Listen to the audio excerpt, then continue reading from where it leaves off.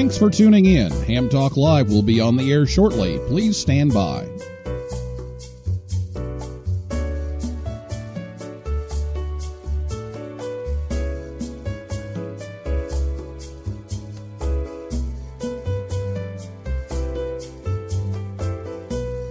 Thanks for tuning in. Ham Talk Live will be on the air shortly. Please stand by.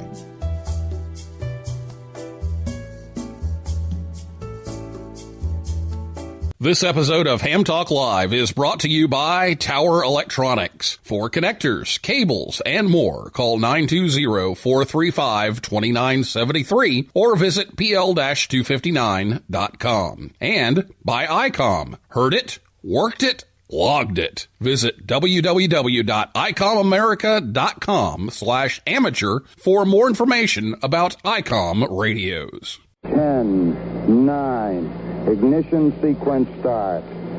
6, 5, 4, 3, 2, 1, 0. All engine running.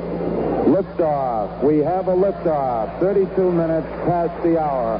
Liftoff on Apollo 11. Tower cleared. Here we got a roll program. It's Ham Radio with Neil Rapp. Here we go. Welcome to Ham Talk Live. Call in, let's talk. Neil's your guy. Ham Talk Live. Here we go on Ham Talk Radio. Okay, engine stop. Houston, Tranquility Base here. The Eagle has landed. Roger, Tranquility. We copy you on the ground. You got a bunch of guys about to turn blue. We're breathing again. Thanks a lot.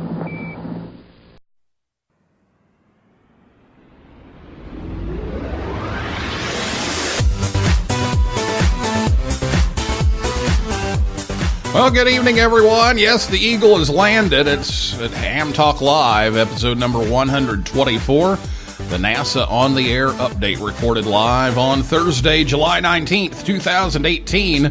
I'm your host, Neil Rapp, WB9VPG. Thanks for tuning in to this episode of Ham Talk Live. Tonight, we're joined by Dr. Rob Suggs, KB5EZ, Mike Logan, KM4WUO, Tanner Jones, W9TWJ, and Ken Ransom, N5VHO, and they are all with different aspects of NASA, and they'll be talking about NASA on the air tonight, and we'll take your calls live in the next segment.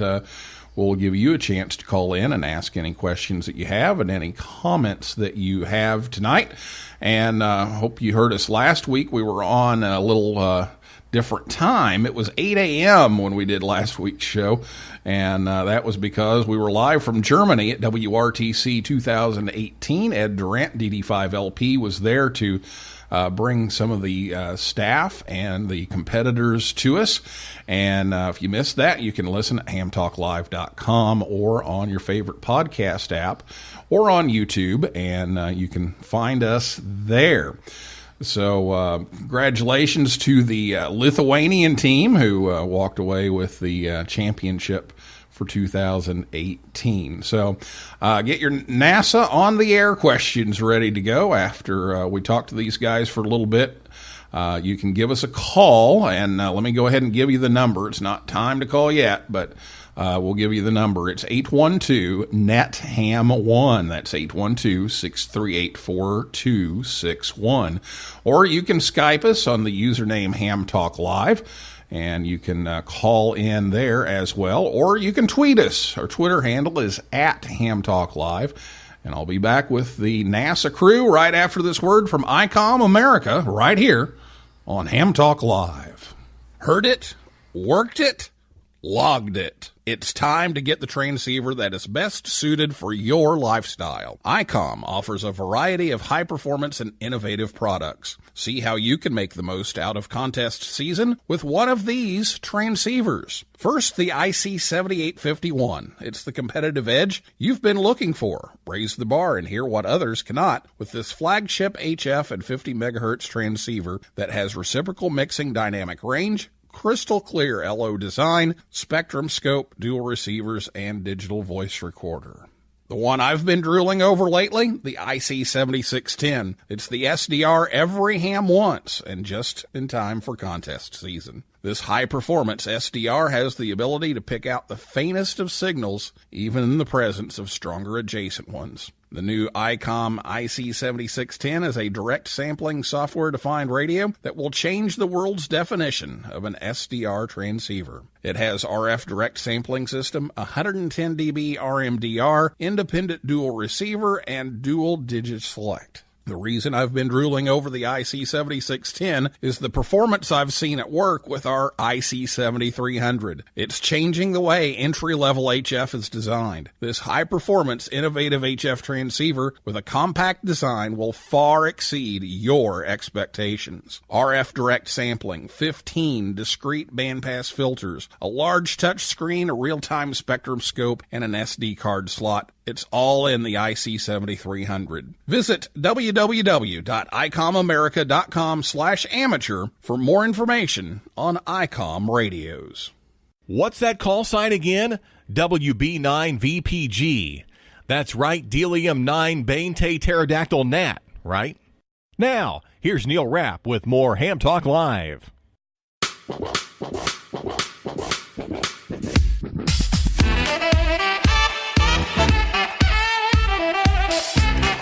Thanks to ICOM America for sponsoring the show each week here on Ham Talk Live. And don't forget, all summer long, we'll have a winner of our Call of the Night contest. All you have to do is call into the show during the proper time. We'll pick a random caller as the winner of the show. Tonight's winner will receive an autographed copy of the Bob Heil Ham Radio Handbook, 2nd edition, from Heil Sound. So if you call in tonight, you may have a chance to win. So give us a call when it's time. But first, let me introduce you to our NASA folks here. Leading off is Dr. Rob Suggs, KB5EZ. He works at NASA's Marshall Space Flight Center in Alabama as a space environments team lead. He's responsible for the compatibility of NASA flight projects with meteoroid and orbital debris, ionizing radiation, neutral thermosphere, and ionosphere plasma environments.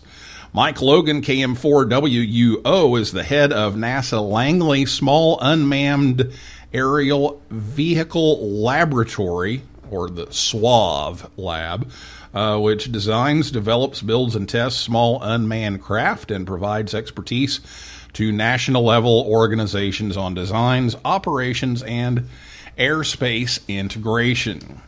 Our third guest is Tanner Jones, W9TWJ. He's an electrical reliability engineer with Marathon Petroleum Company near Houston, Texas. And he's the webmaster and QSL manager for the Johnson Space Center Amateur Radio Club. And I've known him since he was a kid. He was up the road here from where I'm at tonight.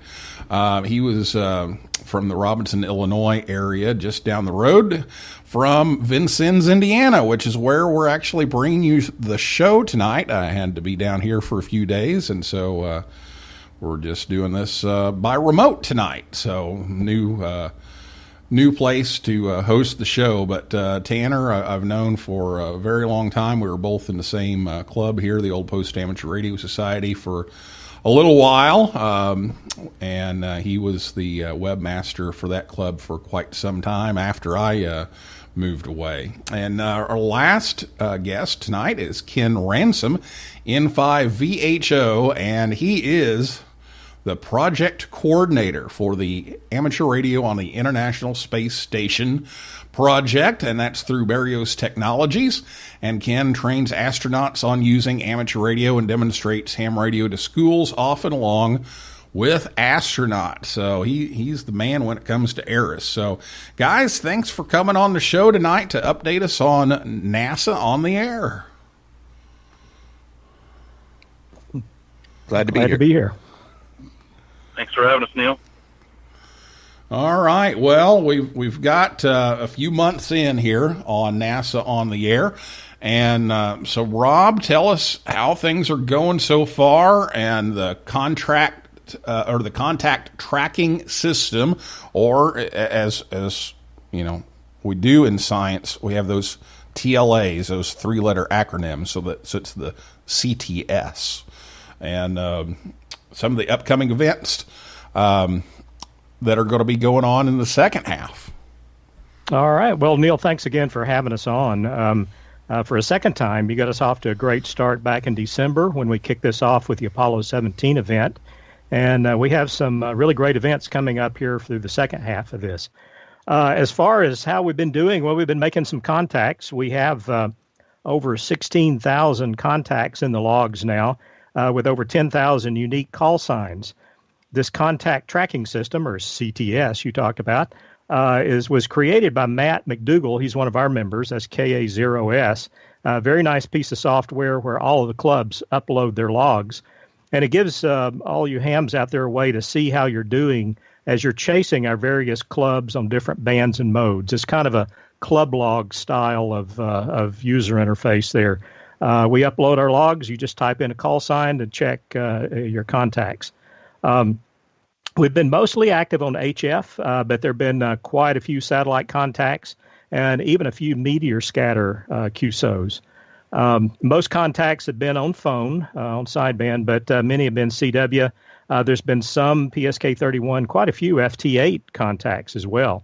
I've been really enjoying that mode, and several of the clubs are doing that. QSL instructions, if you want a paper QSL, can be found at the various club call sign QRZ.com pages.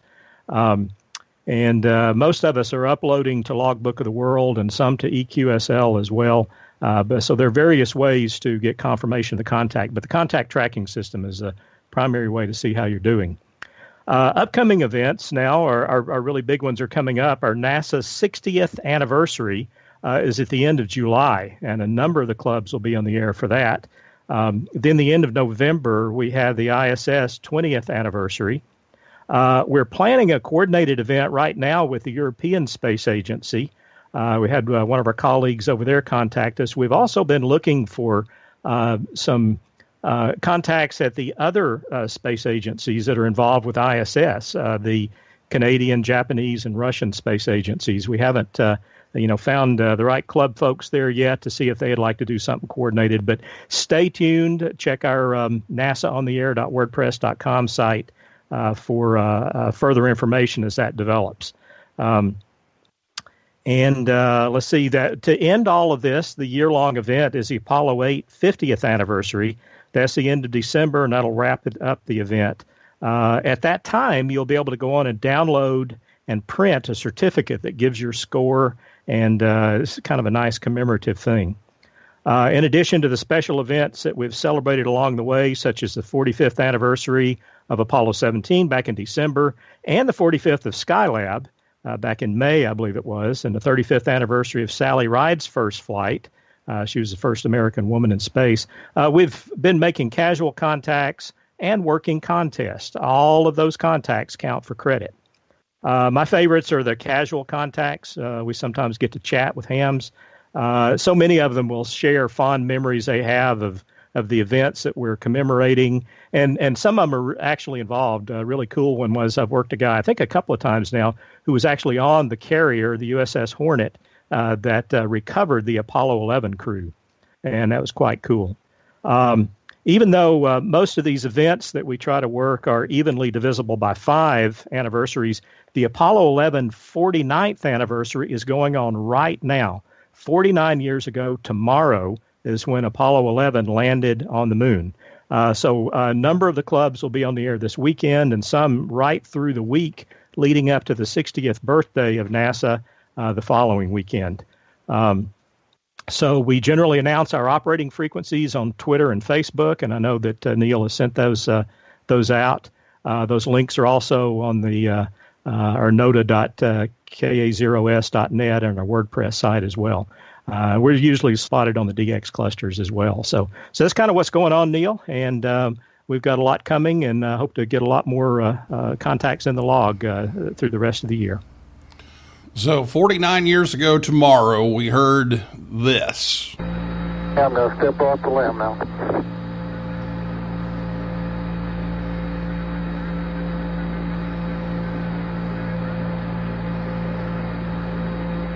That's one small step for man,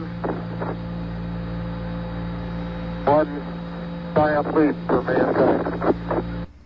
And I kind of like, if you listen really, really close to that clip, you can hear some sideband stuff in the background. It's pretty cool. And so that's tomorrow. So we've got quite a bit of stuff going on here. And we've got a Neil and we've got a Mike. Now, I'm not sure where Buzz fits into this, but we do have a Mike, and Mike is up at Langley Research Center. And a lot of times we kind of forget about the other A in NASA, and that's aeronautics. So, Mike, tell us some of the aeronautics stuff going on up there at Langley. I'd be glad to. Thanks for having us on. Yeah, it's interesting. 2 days, let's see, I guess it was 2 days ago last year, July 17th of 1917, the Langley Memorial Aeronautical Laboratory was stood up. And so Langley celebrated their 100th birthday last year. So we've been around a while. Lots of interesting firsts. I come from an airplane design background. One of the first things that the Langley Memorial Aeronautical Laboratory did was do wind tunnel tests of airfoils, and the data that was generated back then is still used today for a lot of things. So we've been doing stuff for a long time. A lot of the X-planes that people remember were done via NASA's aeronautics program.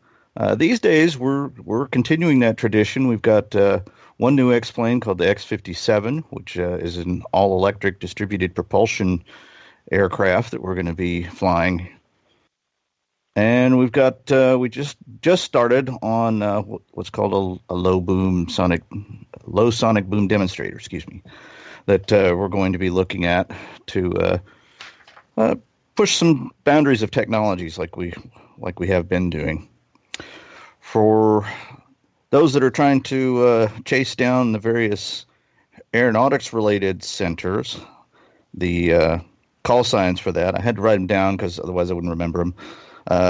NA6MF is our NASA Ames research facility out in California, and NA6SA is our Armstrong Flight Research Center, where we do a lot of the flying of X-planes and that sort of thing. NA8SA is our NASA Glenn facility. Their concentration is propulsion and power and communications. And then the Langley Club sign is KG4NJA. So if you want to chase down some of the aeronautics centers, feel free to go after those call signs. We'll probably have a number of specific dates for various first flights of this vehicle or that vehicle. Sometimes we'll pick a date where there was a record set, like the Helios solar-powered vehicle set an all-time altitude record for propeller-driven vehicles and things like that. So we'll be doing several things, and me personally, I'm involved in something we call Safe by Design. We're trying to design and build small drones that, even if everything goes completely south, it won't hurt anybody if it falls out of the sky. That's kind of a challenge, but I think we're up to it. Well, I've seen some footage of some of the tests that you guys put some of these crafts through, and it's amazing. I mean, it's extensive. I can't believe some of the things you guys do to those poor crafts. Well, yeah, that's true. At Langley, we have what used to be the lunar lander practice gantry. It's where all the astronauts trained to kind of maneuver the lunar lander to a specific spot. Big, tall gantry. It's a couple hundred feet tall and probably 300 feet long. Well, okay, so that now does a lot of crash testing where we take fuselages and wings and things like that, helicopters, and we deliberately smacked them into the ground with dummies on board to record their forces and moments and things like that to help build safer aircraft. So and I think a lot of people probably remember the video footage of the one airliner looking thing that came in, landed on the desert bed and smacked a wing and of course burst into flames. That was out at our Armstrong Flight Research Center. So we push the boundaries. We make sure that these things are going to work right. Well, it's a very important job, and we thank you for working on those things and drones. That if something goes bad, doesn't smack somebody on the head and everything. Well, that would be good too.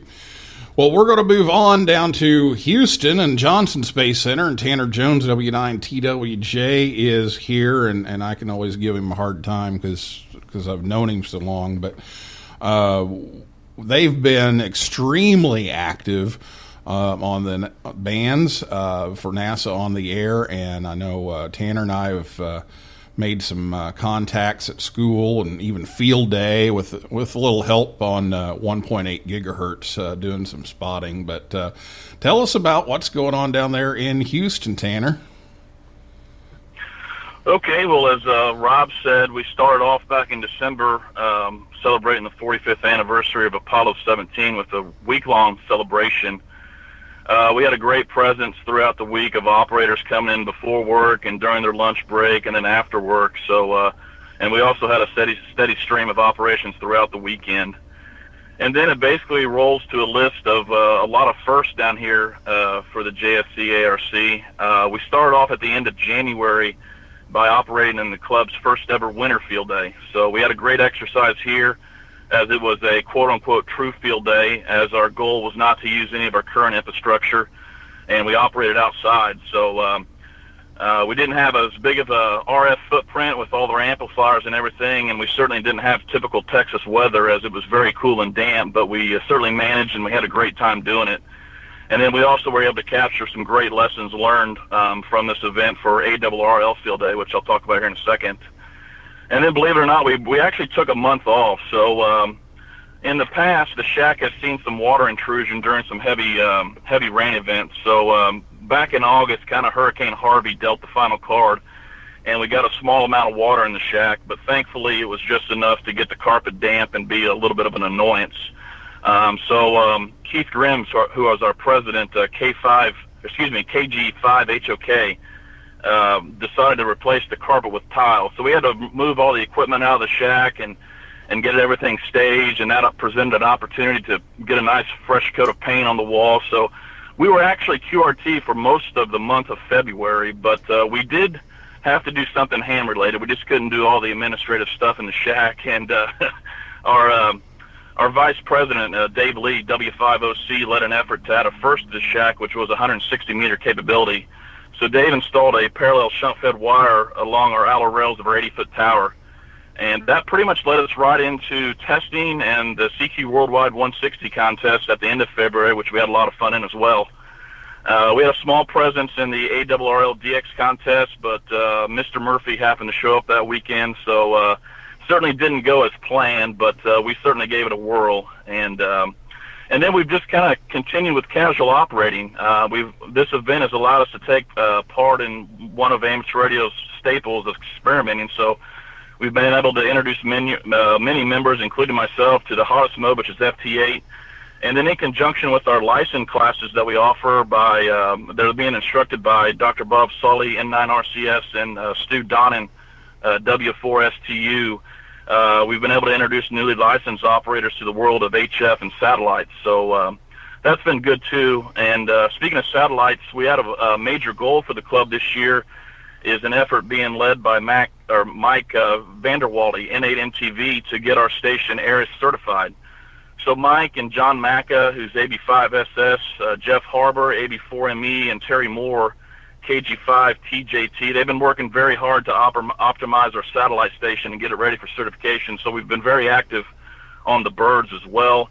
As you mentioned, we made a contact during ARRL field day. So it was another first for us. So we operate in conjunction with the Clear Lake Amateur Radio Club, which is K5HOU, and we had our biggest field day in the history of the club. We operated 12F. We had 3 little villages that were spaced out. We had a CW, a digital, and a sideband, and we captured this from lessons learned during winter field day, and in the effort to reduce RFI, and we just had a great time. We also operated simultaneously an AMSAT field day, and just had a great turnout. We actually held operations throughout the entire event, 24 hours, which I wasn't able to do, but I certainly did it in my younger days. But I wasn't able to do that. But so we're continuing this. We're going to work other contests throughout this year, and we also have an EME event planned. We kind of talked about that earlier in the year, so we're going to do that. But our next big event is actually, as Rob mentioned, will be starting next week, which is the 60th anniversary of the Space Act being signed. So we're basically planning another big operation. We're going to duplicate basically what we did during Apollo 17. We'll have operations beginning on the 23rd of July, and we'll run all the way through the 29th. And Ken Goodwin, K5RG, who you might remember and is our resident yo-yo player, he'll be operating a vintage station. He'll have a 1958 vintage station consisting of an E.F. Johnson Viking Ranger 1, and he'll have a Johnson Courier amp and a Hammerland HQ 145C. So Ken's planning to use a J38 straight key, a Viroplex bug for CW, and then we're also going to try to make some AM contacts, which should get some attention, hopefully. So we're looking forward to that. We'll have another special QSL card up for grabs, and then all we ask is a self-addressed stamped envelope. So we certainly hope to hear you next week, and we just want to thank all the stations who've certainly already made this event so successful. So that's basically what we've been up to in Houston, Neil. Yep, lots going on down there at Johnson Space Center, and we don't want to leave out Ken here. In fact, things kind of got turned around last time, and we didn't end up with Ken on the show, so I want to make sure we get him on tonight because he's also down at Johnson Space Center, but he's the man when it comes to Eris, and we want to talk a little bit about some of the things going on there with the space station, and he's made a lot of contributions to Eris that are just truly outstanding. So, Ken, tell us a little bit about what's going on with Eris here. Okay, Neil. Yeah, thank you very much. A lot of folks wonder what it is I do, and I tell them I operate ham radio on the space station, and either I get a, ooh, that's cool, or I get a deer in the headlights look, and those are usually the non-hams. Right now, on board, we have 6 folks up there. 3 of them are Americans. 1 of them is German, and the other 2 are Russian. And of those, 5 of them are male, and we have 1 female up there right now. So there's a lot of activity going on board. I have 2 of them licensed, actually 3 of them licensed in the U.S., and then we have the Russians who operate under a slightly different licensing system. And so the mix is constantly changing every time we have different crews. I just happened to notice a little while ago that the space station is in optimal viewing for folks this week over North America. So if they want to wander out and check out spotthestation.nasa.gov, they can figure out when the space station is going to be going by and whether or not they can see it. But it looks like right now there's going to be several opportunities to see the space station fly over, and that's an incredible sight if you've never had the opportunity. Normally what I do is I tell folks to go out with their ham radio and say, hey, you can listen to the space station as it goes overhead. Unfortunately, the packet module system that we normally have operating in beacon mode and relaying signals decided to belly up on us. So we're currently in the process of manifesting a replacement unit to go up on the space station. We hope to get that back up and running probably in the October time frame when the next vehicle has some room on it to take it up. And then we're also working on revitalizing a lot of the equipment on board because most of it has been up there for over a decade. And the new system that's coming online is going to allow us to kind of spread our wings a little bit and offer a lot more than we have been able to in the past. Occasionally we would have voice crossband repeat capabilities. That probably will become a little bit more of a mainstay. We'll reestablish the packet system opportunities. We've already seen some SSTV activity from the Russian side, and they like playing around with that. So look forward to seeing that in the future again. And all of these activities, including the school events, that's mainly where my focus is, hooking up school kids, talking to astronauts as the space station is passing over the ground site, and allowing them to ask their questions and get answers from the astronaut in real time. Via ham radio is the biggest focus of what ARIS does. So all those activities are keeping us really busy, and hopefully by the middle of next year, you're going to see a lot more activity on board from the space station. In the meantime, enjoy what we can get down to to folks on the ground, and if you want more information about the program, check out www.ariss.org. And that's all I've got. All right, Ken. Well, thanks for all of that good information. And Scott Ellis is online here and says, any update on when the radios will be fixed? So we got that one answered before we even got to it. So thanks for doing that. And I will throw in also that getting these radio upgrades. We've talked about them on the show before. I've talked about them on Newsline before, and they're still collecting donations to get all that stuff updated. And get the radio and the new power supply up there for the school contacts, and then now some of the packet stuff. And so go to amsat.org, click on the Donate to ARIS button, and help out on that. Okay, well, we're running behind time, which I kind of expected, so let's take a break. And when we come back, we'll take calls and tweets and see what you all have to ask about NASA on the air right after this word from Tower Electronics right here on Ham Talk Live. Hey, honey, have you seen the PL259s anywhere? No, I haven't. Come on, kids. Let's go. There's just one place to go for all of your connector needs. Tower Electronics. Tower Electronics. Tower Electronics. A giant warehouse of connectors and adapters for every occasion. Thousands to choose from in every shape, size, and color. And they have antennas, soldering supplies, cables, meters, and more. Where do you go if you want to buy a connector at a fraction of retail cost? Tower Electronics. Tower Electronics. Tower Electronics. And this weekend only, take advantage of our special liquidation sale. Buy 9 solder type PL259s, get the 10th one for just $1 penny. They make great Christmas presents. And what better way to say I love you than with the gift of a PL259? Tower Electronics. Tower Electronics. Tower Electronics. Hi, I'm Scott Cole, KB9AMM, president of Tower Electronics. I like the company so much that I bought it. Tower Electronics, coming to a Hamfest near you or online at pl-259.com. And we're in the yellow pages under Amateur Radio Connectors. My, wherever did you get that lovely PL259? Tower Electronics, pl-259.com, or call 920-435-2973. Do we sell PL259 connectors? Join the conversation. Call us on voice with Skype at Ham Talk Live, or give us a call at 812-NET-HAM1. That's 812-638-4261. Now, here's more Ham Talk Live.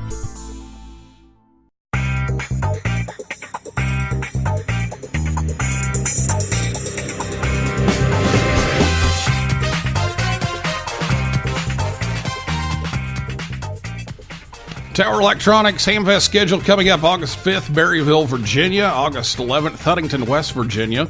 August 18th and 19th, Huntsville, Alabama, or visit them at pl-259.com. And Ham Talk Live is on the air every Thursday night, 9 p.m. Eastern Time, right here at hamtalklive.com. Check us out on Facebook, Twitter, and Instagram. And we did post some links for the NASA on the air stuff, and also some data that we may talk about here in a little bit, but some of the front runners and how many contacts have been made here. And we'll send it back to Rob here in just a minute, and then we'll talk a little bit about those ARIS contacts. But we do have a call on the line, so we want to get the call in here. And we have Brian, KG5 KGT. So good evening, Brian. Hey, Neil, thanks for taking my call. Enjoying the NASA on the Air event so far. And in 2014, NASA astronaut Reed Wiseman, KF5 LKT, worked field day from the ISS. I think it would be awesome if they could get an astronaut from the ISS on the air. So my question is are there any plans to try and get a licensed astronaut on the ISS on the air for the NASA on the Air event? I'd say that's a Ken question. Ken? Yep, that sounds like that one's in my ballpark, and I have asked every crew member that goes up that is licensed if they want to try to take the time to do that, and a lot of them say, well, I'll have to see when I get up there, and then that's usually the last I hear of them because they've got their head buried in science experiments and research. But, I've been surprised before, so I won't say that it's not going to happen, but the chances of it's kind of like Rare DX.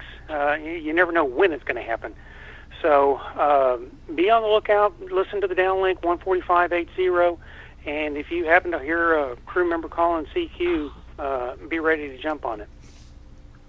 All right, I appreciate it. Like I said, just wondering if that was in the works, and at least you're asking. That's about all you can do. So thanks for taking my question, and like I said, enjoying the event.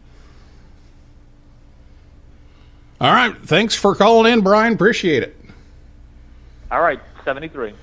All right, 73. And that phone number again is 812-NET-HAM1, 812-638-4261. If you have a question or comment about NASA on the air, be sure to give us a call here. We'd like to hear from you this evening. Let me throw it back over to Rob. I know Rob has got some new information on how the ARIS contacts will work for NASA on the air. So, Rob, you want to talk about that for a minute? Yeah, you bet. Appreciated Brian's question about that, because a lot of folks, when we first started this, we thought we would like ISS to be a part of this as well. But as Ken said, they've got some equipment issues. So what we've done is set up a place in the contact tracking system where if you receive an ARIS downlink, if you hear a school contact going on, or if you receive one of these slow scan images that come down from the Russian segment, and we're working on trying to get some more of those associated with this event later in the year, but that's still in the planning stages.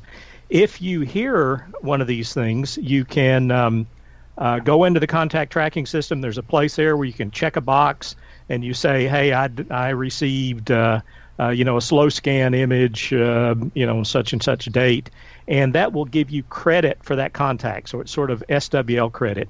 It's purely honor system. We're not checking any evidence of the contact. We don't have any logs, of course, to do that, but that will show up as an endorsement on your certificate at the end of the year. So that's how we're handling that for now.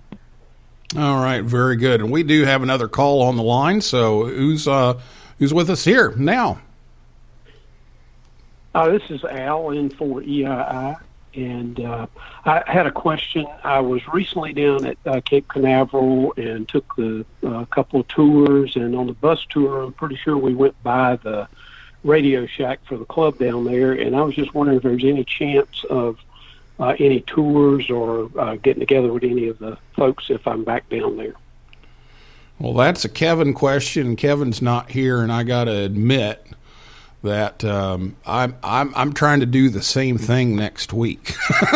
So, Rob, do you have any insight on that? I don't know exactly how that would work, but I would say, at the risk of getting fussed at here by Kevin, try to email KK4 Yankee Echo Lima. That's Kevin Zeri. He's one of the prime guys down there. If you go to his QRZ page and email him, he'll tell you what the possibilities are for that. It's a little bit difficult getting on the NASA centers now with all the additional security, but I'd say just contact Kevin and see what you can do there. Okay, thank you very much. And hey, that was an exciting trip, seeing Blue Origin's new building and everything that's going on down there, the space program is on fire, I'd say, right now. Yeah, it's good to see a lot of that stuff, Al, and appreciate you calling in tonight, and I hope you enjoyed your trip down there. And like I said, I'm in there with you. I'm trying to do the same thing here in a few days, hopefully. So we'll see how it goes. And talk to Kevin. Okay, good luck, Neil. Thank you for everything. All right, thank you. 812-638-4261 is the telephone number, 812-NET-HAM1. If you have a question or a comment, we've got a few minutes left here. Do want to mention some of the tweets that have come in. KD9HQT says, my mouth is drooling with all the events coming up, and there are a bunch. And we got Scott's question about getting things fixed. I know Jeff, WE4B, mentioned that his one NOTA contact was a satellite contact, which he operates satellite a lot. So he's got the, looks like he talked to Kevin down there at Kennedy. So hopefully we'll get some more satellite contacts going there too, and maybe hear Johnson Space Center on down there. Okay, 812-NET-HAM1, 812-638-4261 is the phone number. And I know, Rob, you've got a few other things that you want to try to talk about, people trying to find you and working through the pile-ups and that kind of thing. So let me give you a chance to talk about that a little bit. All right, yeah, it's been a great event. As I said earlier, it's been a lot of fun getting to chat with folks, but occasionally we get pile-ups. We love pile-ups. Some of our operators are not as familiar with those, how to operate those, but these are such friendly pile-ups that it's been a great experience for them to kind of learn how to handle that. It's just a real positive all around. And I did want to point out that, we're looking back at a lot of historical events here. Keep in mind, we got a really exciting future coming. In just a couple of years, we'll be launching space station crews from U.S. soil again. Thanks to the Commercial Crew Program, we'll start flying the Space Launch System and the Orion spacecraft to send crews beyond the moon for the first time in 45 years. We'll begin assembly of an outpost called Gateway in orbit around the moon, which will be a stepping stone for lunar landings and potentially Mars missions. So, a lot of exciting things going on in the future of the space program too, and we want to talk to you about that and share those things with you too as we have time during these contacts. 812-638-4261. If you're going to call, now is the time to do that. We're just about out of time here tonight, but give us a tweet, give us a call, or a Skype call if you want, and we'll try to get your questions answered here. And Rob, this has been a good event for kind of, what Tanner and some of the guys have been talking about is kind of, okay, well, let's juice things up a little bit, and let's try a few new things, and let's clean up and get active and get some of the station upgrades done. That it's kind of been a good excuse for getting all that stuff done.